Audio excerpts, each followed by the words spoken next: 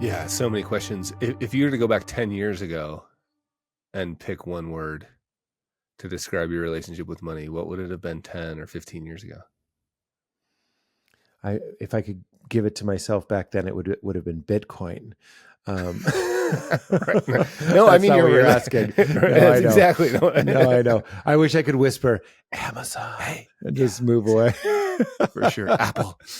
Apple, yeah. My relationship 10 years ago, let me get in touch with that so I'm not just answering. I would have been 34. I would have just gotten my talk show, which means I would have just gotten when I did a talk show with Conan, that was my third show business job.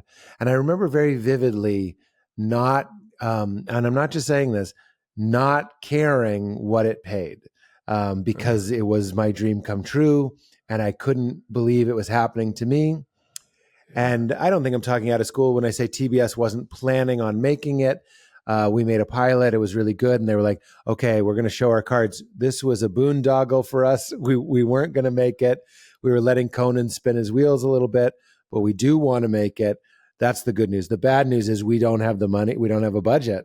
So you're going to do it, but you're going to get a haircut.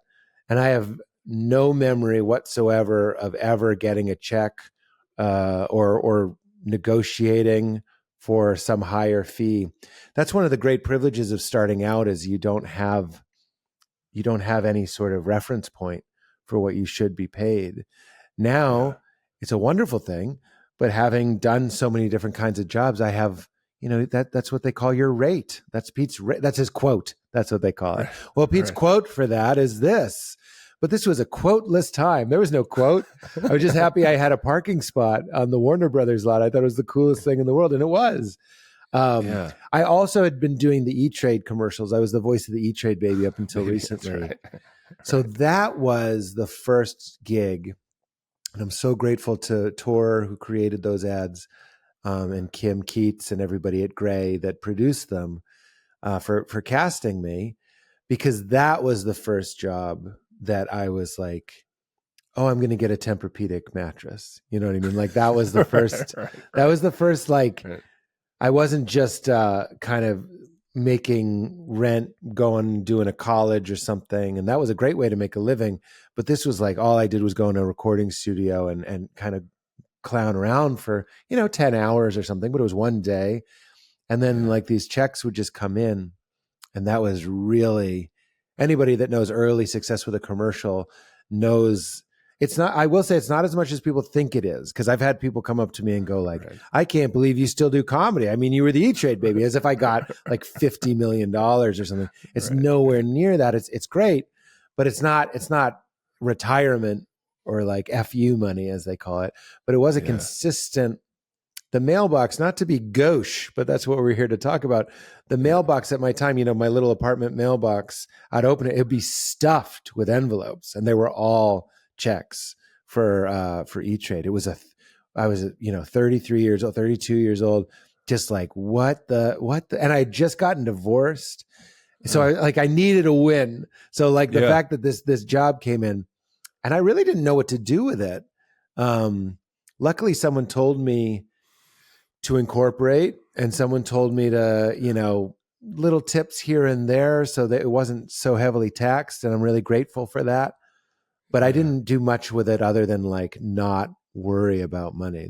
I didn't buy anything extravagant. I didn't, $700 sunglasses. That wasn't it. It was just more like, okay, the rent is paid. Looking back, I'm like, oh, you could have, there's things you could have done, but I really just took it as freedom. That was, and it still is kind of my relationship, is like, money means you don't have to worry about money.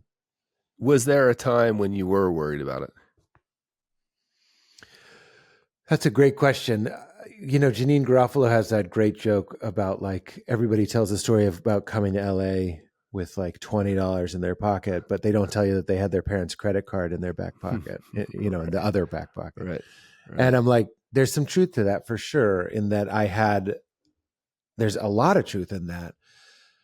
My pride wants to be like, yeah, but I was courageous and I took risk and I moved myself to Chicago and then to New York. And it was me, not my parents' money, that signed up for some terrifying open mic. And bombed terribly and ate that humiliation, which, is awful. So that's my pride speaking. But out of humility, I wouldn't have been able to do any of that if I didn't know, like, I have a pretty sweet net in my parents. Like, if I fall, they'll catch me.